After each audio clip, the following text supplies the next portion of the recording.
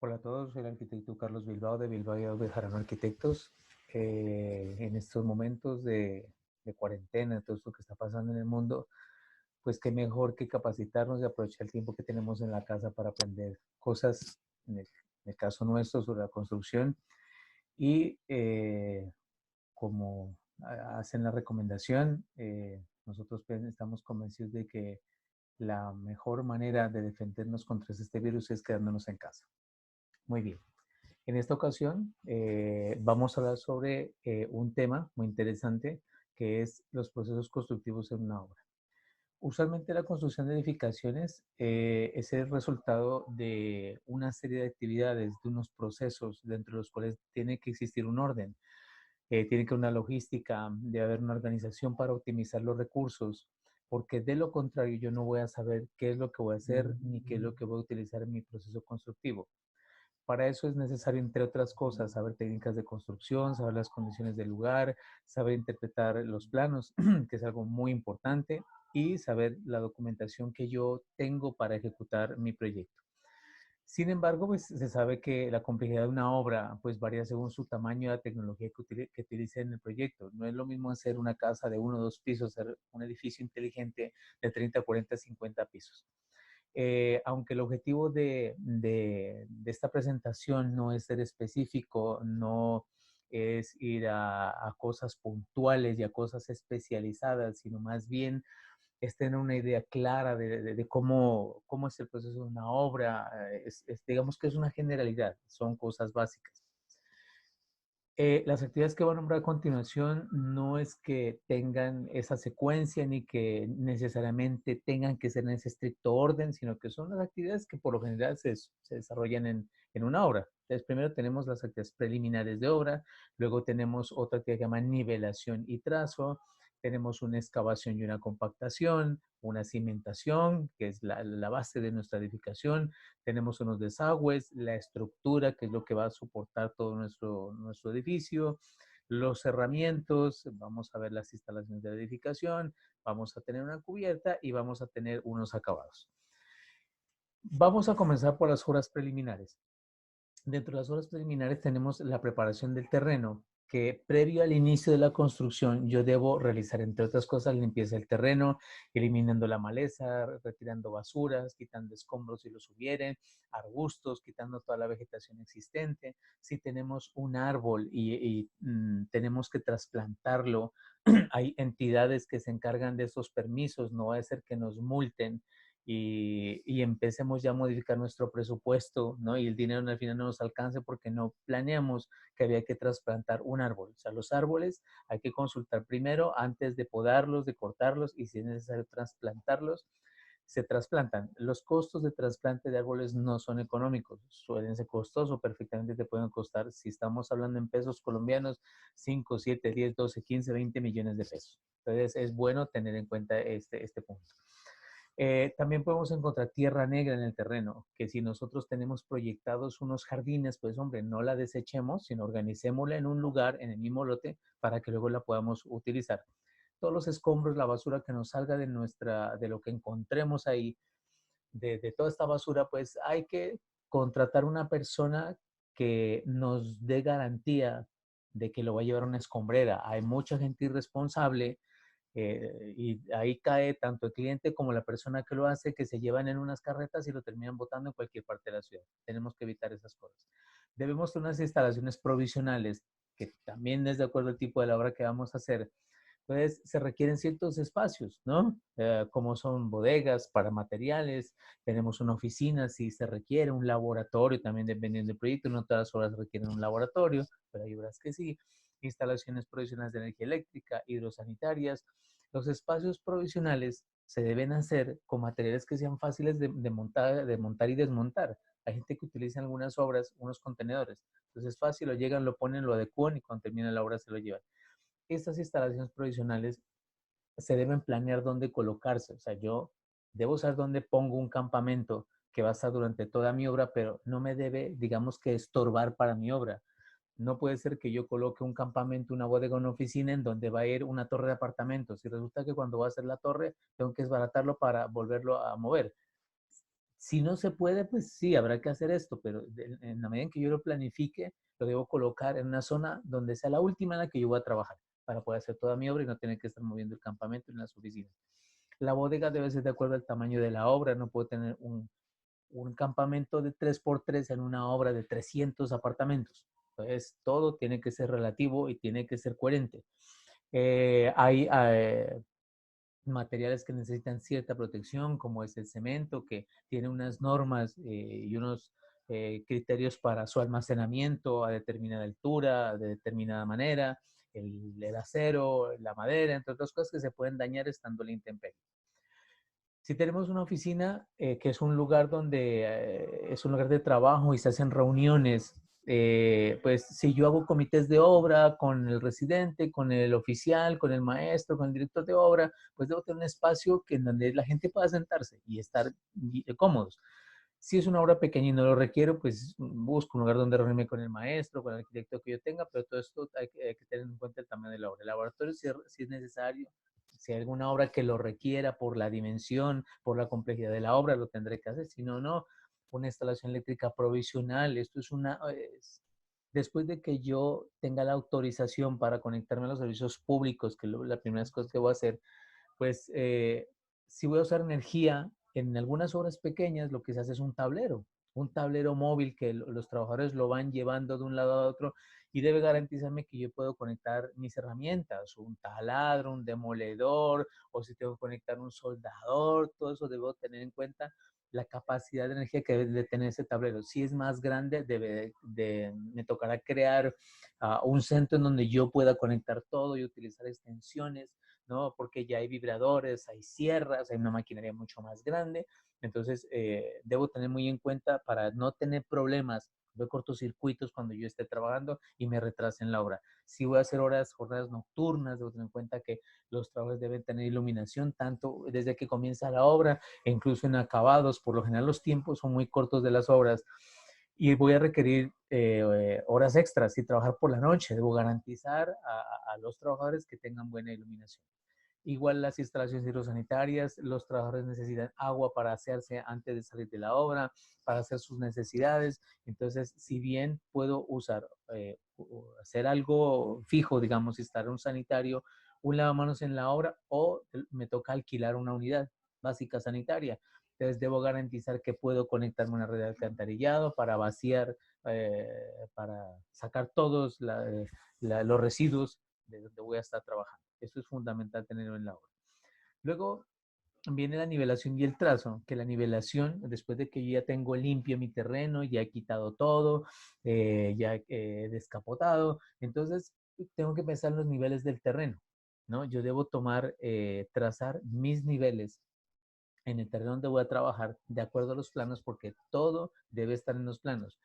Hay unos planos que son los planos arquitectónicos y los planos que se entregan a las entidades, ¿no? En algunas partes es planeación, en otras curaduría en Colombia, eh, donde esa información es una información básica, entre comillas, porque ahí está todo, toda la información requerida para que a mí me den mi licencia de construcción, pero aparte de esos planos, debe haber unos planos constructivos que son diferentes. O sea, los planos que se entregan allá no sirven para construir. Los planos constructivos tienen muchísimo más detalles. Entonces, en mi obra debo tener mis planos constructivos en donde toda la información de la que estoy hablando aquí tiene que estar contemplada. Pues una de las cosas niveles, cuando yo voy a trazar mi nivel, si es, digamos, voy a tomar un ejemplo, una obra pequeña, yo puedo tomar el nivel de la acera, o sea, del andén, puedo tomar el nivel o el nivel de un vecino, ¿no? Porque toda la manzana está al mismo nivel. Entonces yo voy a hacer mi vivienda, voy a tomar como referencia ese nivel.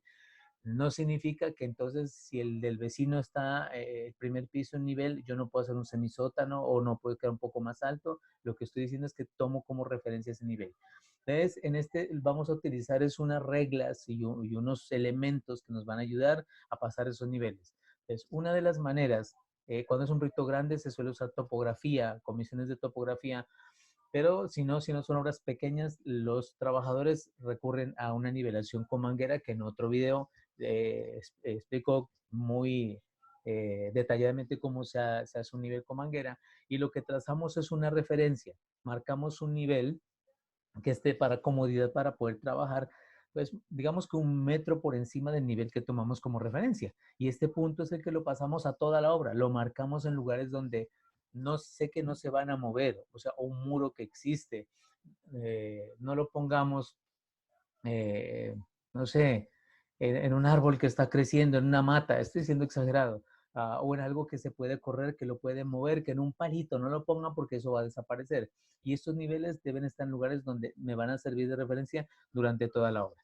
Entonces, una vez que yo ya paso mi nivel, que la idea es que sea 1 metro, voy a partir de ese nivel, a empezar a medir a la altura que yo necesito para comenzar a marcar mi nivel cero. Si yo tengo, por ejemplo, esta edificación que tengo ahí, al yo tener mi nivel, ya sé en qué partes debo rellenar y en qué partes debo excavar, si debo quitar terreno. Entonces, ese nivel me sirve para eso. Después de que yo ya marqué los niveles, comienzo a pensar en los trazos, que son básicamente lo primero que yo busco es trazar los ejes. Si yo tengo un lote de 40 por 12 metros, por ejemplo, y estos son sus ejes, tengo unos ejes de horizontales y otros verticales. Una vez que yo identifico estos ejes, pues procedo a marcarlos, ¿no? Yo siempre marco el primer eje, que puede ser B1 o puede ser A1. Ya estando en el lote, yo veo cuál es el que puedo marcarlo con facilidad y después comienzo a marcar el resto. Entonces, una vez que yo tengo esto identificado, los ejes en mi plano y tomo la decisión de cuál es el que voy a trazar, procedo a través de unas estacas, voy a hacer unas niveletas. Entonces, comienzo a colocar unas estacas para conformar a través de una regla que yo coloco encima, que la voy a clavar, que tiene que estar a nivel. Lo ideal es que esté a nivel, ¿no? Para que toda mi información sea lo más precisa posible. Y entonces coloco en todos los extremos donde sé que van los ejes, porque ya los identifiqué, coloco estos elementos para poder trazar los ejes. Coloco mis niveletas, después coloco un clavo en cada nivelete que es el que me va a definir, a determinar dónde está mi eje. El clavo es el eje. Entonces yo a partir de ese voy a comenzar, obviamente, al lado y lado, ¿no? Que me quede espacio, yo a marcar, por ejemplo, unas vigas de cimentación para poderlas excavar, ¿no? Si las trazo o coloco el hilo donde va exactamente la viga, pues me va a estorbar a la hora de excavar. Entonces tengo que dejar un espacio para yo poder excavar, el trabajador puede hacer su excavación. Entonces, después uno con cordeles y ya tengo marcados mis ejes. Sobre este eje, que a las distancias, yo ya tengo un eje, ¿no? Por ejemplo, el eje A1, entonces voy a comenzar a trazar los otros ejes. Tengo un eje que va longitudinal y tengo otros ejes transversales. Si tracé el eje longitudinal, que es el más indicado porque es el más largo, y entre más larga la distancia, pues la precisión va a ser mucho mejor. Entonces, yo debo determinar los ejes perpendiculares con este de referencia. Para eso, y usando las niveletas, ¿no? Que es en donde yo voy a trazar todos mis ejes. Lo que vieron ustedes en la anterior imagen ya están varios ejes trazados, pero si yo tengo el primero, que en la imagen que tengo aquí es el eje A1, y voy a trazar un perpendicular, yo puedo usar un triángulo, ¿no? Que es lo que se suele usar en obra, que es un triángulo, el 3 4 5. Entonces, este triángulo rectángulo, ¿no? Con él puedo determinar la perpendicularidad del otro eje. Entonces, ¿qué es lo que yo hago? Utilizo este triángulo y puedo usar múltiplos o submúltiplos. Entonces, yo cojo el eje 1, por ejemplo, que es el transversal, y voy a trazar mi eje longitudinal de acuerdo a las medidas del plano. Debo trazar estos ejes en donde, vuelvo y repito, digamos que no me estorben en la obra. O sea, yo no puedo colocar este cruce exactamente donde va la columna, porque es que yo voy a excavar ahí, entonces no me va a servir. Entonces debo trazar una referencia un poco más lejos para yo después con medidas llevar este punto a donde va la excavación de la zapata o de la columna. Entonces yo tomo este triángulo y con estos números yo puedo usar múltiplos o submúltiplos. Si uso submúltiplos, por ejemplo, tengo aquí mi triángulo 3 4 5, si lo divido entre 2, voy a tener que poder hacer un triángulo de 1,50 de un lado por 2 del otro lado y con una hipotenusa de 2,50. Eso es una opción. Si lo multiplico por 2, voy a tener un triángulo, un lado de 6, el otro de 8 y una hipotenusa de 10. Entre más grande sea el triángulo es mucho mejor, mientras me lo permita la obra porque va a ser más preciso. Yo he visto en obras maestros que para instalar un enchape en el piso necesitan marcar el eje y marcar una escuadra, y resulta que toman una reglita muy pequeña de, no sé, de 30 por 40 por 50 centímetros. Entonces, al final, si es un corredor de 5, 8, 10 metros, seguramente van a tener un desfase al final del pasillo. Entonces, es mucho mejor que sea entre más grande, mucho mejor. Después de esto, ya que hemos marcado los ejes, procedemos a las excavaciones. En las excavaciones, también dependiendo de la obra, hay pues, excavaciones profundas o excavaciones superficiales. Las profundas, lo ideal es que se hagan en la medida que se pueda con maquinaria para que el personal que lo haga no corra el riesgo. Se verifican la posición de las columnas o de la cimentación, se demarca el terreno, bien sea con la punta de una pica, una barra, o se acostumbra con cal, ¿no? Es muy económico, es muy práctico yo marcar mi cimentación en el terreno con cal, se afloja la tierra, todo esto es un proceso para marcar dónde va mi elemento que lo voy a excavar y después ya sigue la maquinaria trabajando. Si se puede con personal, pues hombre, lo hará el personal. Entonces, ¿cuál es el riesgo que se corre? Que si es un terreno suelto, es posible que se me venga abajo esa pared en mi excavación o hay mucha agua, el terreno es muy húmedo, que eso a mí me ha pasado en obras. Entonces, ¿qué es lo que hay que ir haciendo? Ir atracando esas paredes, o sea, sosteniéndolas con unos tableros, ¿no? Se arman unos tableros en obra o unos moldes, tablas, con lo que lo puedas hacer, o apuntalar con postes de madera o colocar gatos metálicos, o sea, hay que buscar la opción de mantener esas paredes atracadas para que no se me vengan abajo mientras yo estoy excavando. Si son excavaciones superficiales, se sigue el mismo procedimiento en cuanto al trazo, hay que marcar, si necesito colocar cordeles, coloco unos cordeles y con la plomada yo bajo esa información al piso y lo marco con cal para poder excavar. Se comienza la excavación hasta que yo llegue a un terreno firme. Esto, el terreno firme, se suele hacer, y digo lo que se suele hacer en obra, por lo general los maestros, oficiales, arquitectos, muchos ingenieros con mucha experiencia, saben cuándo han llegado a un terreno firme. Entonces llegan a un terreno firme y ahí es donde siguen con el proceso de cimentación y bueno, lo que sigue. Pero en otros proyectos ya de gran magnitud, eso se hace a través de laboratorios en donde se verifica la resistencia del suelo. O sea, yo debo saber que ya tengo suelo firme para hacer mi cimentación. ¿Listo? Y la profundidad de esa excavación, tanto en esta como en la otra, se debe verificar constantemente. Se cometen muchos errores a veces por falta de verificación. Es bueno que si hay residente, el maestro, sea residente de obra, el director de obra, todos estén chequeando periódicamente porque se suelen cometer errores. Y esto es simplemente a partir de ese cordel que yo tengo, que lo tracé, que lo tengo nivelado y ya, digamos que está a 1 metro de altura y yo tengo que excavar 50. Entonces yo debo verificar que siempre mi excavación está a 1,50 m, 1,50 m en todo su recorrido. ¿Listo? Si me está faltando, si tengo que rellenar, si me pasé, la idea es que no pase esto para que yo siempre trabaje sobre terreno firme. ¿Listo? Cuando se llega a la profundidad determinada, pues lo que les dije, se verifica la calidad del terreno y si está bien, se arranca y si no, hay que restituir el suelo y compactar con un material mejorado. Entonces, eso es lo que yo les decía. Tengo un hilo nivelado que lo tengo sobre mis estacas, tengo el terreno, ya voy haciendo la excavación de mi zapata y esa cota X que aparece ahí es la medida que yo tengo que estar verificando constantemente con mi flexómetro. En cuanto a la compactación, cuando yo ya retiro el suelo de las excavaciones, lo sustituyo por un material selecto en capas no mayores de 15 centímetros y se va compactando. Ya sea manualmente, cuando no hay esa opción, pues digamos que si tocó manualmente, se hace manualmente, pero lo que se recomienda son las máquinas compactadores, lo que se llaman una rana, o también lo pueden hacer con un saltarín. La rana la suelo usar en espacios como en el centro de este plano, en donde yo tengo espacio para andar con mi equipo compactando y no tengo ningún problema. Pero si yo voy a compactar un espacio donde va una viga de cimentación y tiene el ancho de excavaciones de 30 centímetros, pues utilizo el saltarín.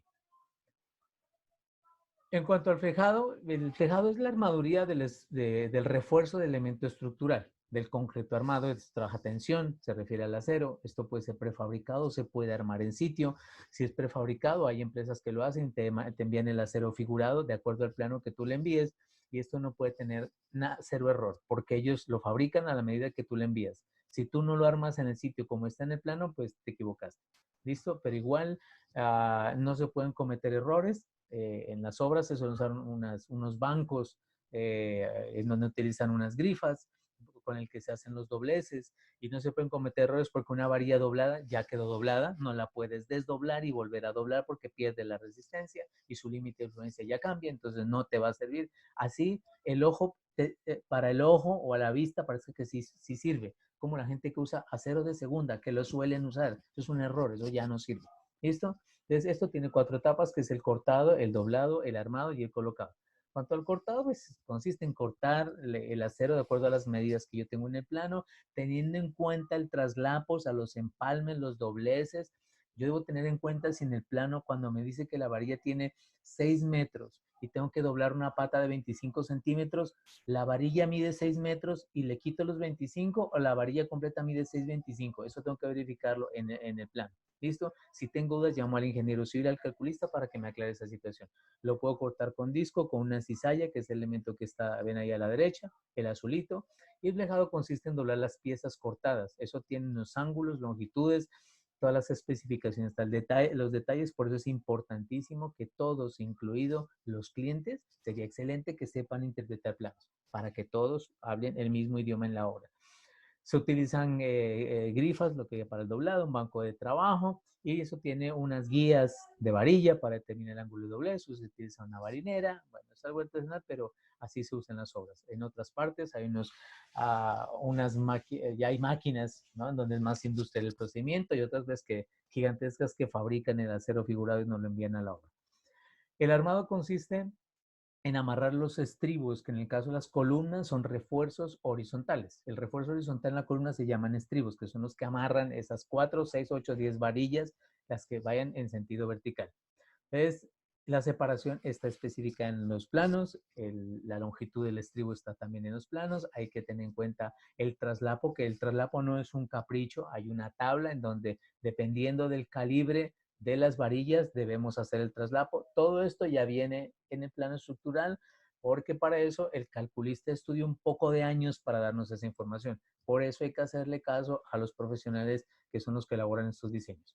Aquí tenemos, se arma con alambre de amarre, se van armando las piezas, luego se colocan las piezas en la obra. Todo esto tiene que ser, yo recomiendo mucho que se verifique, se verifique, se verifique. Se vuelve a uno diciendo esto, pero hay que verificar, verificar y verificar, porque es que a todos nos ha pasado, me incluyen, donde montamos una viga que estaba armada de acuerdo al plano, con cierto número de varilla, y cuando estamos chequeando ya listo para fundir, resulta que las 3 varillas de la parte inferior no eran las que decía el plano. Me tocó llamar al calculista, aceptar el error. Hay que ser honestos, yo insisto en eso en la obra. Cometí un error, ¿qué hago? ¿Cómo lo refuerzo? Él me da unas instrucciones de cómo reforzarla, la reforzamos y ahora sí fundimos la losa. Entonces es bueno porque cuando son muchos elementos se pueden cometer también muchos errores.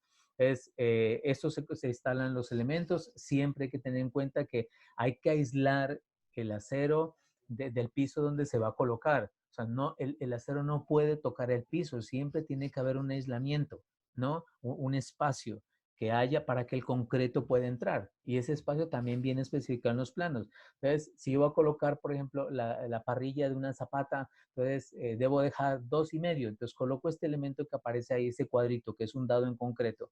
Coloco ese dado y me sirve para que la parrilla se levante, para que quede, para que suba y tenga yo espacio para que entre el concreto por debajo. Entonces suelo colocar este dado, ahí está el acero, tenemos el dado en concreto y con alambre de amarre lo aseguramos. ¿Listo? Para que no se nos mueva durante el vaciado del concreto. Aquí hay unos ejemplos de dobleces. Esto es una parte de un plano en donde me dicen los ángulos, las dimensiones. Aquí está especificado todo cómo debo hacerlo. Es simplemente seguir las indicaciones del calculista. Hay unos ejemplos de aislamiento, cuánto debo dejar entre la varilla y mi formaleta, 2,5 centímetros, 3 centímetros, 5, todo nos lo de 7,5 centímetros. Todo esto nos lo dice el calculista. Entonces, es simplemente hacer caso a estas indicaciones. Entonces, por ahora tenemos estas actividades. Vamos a ir con las actividades. Espero que esta información les sea de mucha ayuda, que aprovechen este tiempo en donde estamos en cuarentena para aprender muchas más cosas. Recuerden que estamos en Facebook y también nos consiguen en Instagram. Hasta pronto.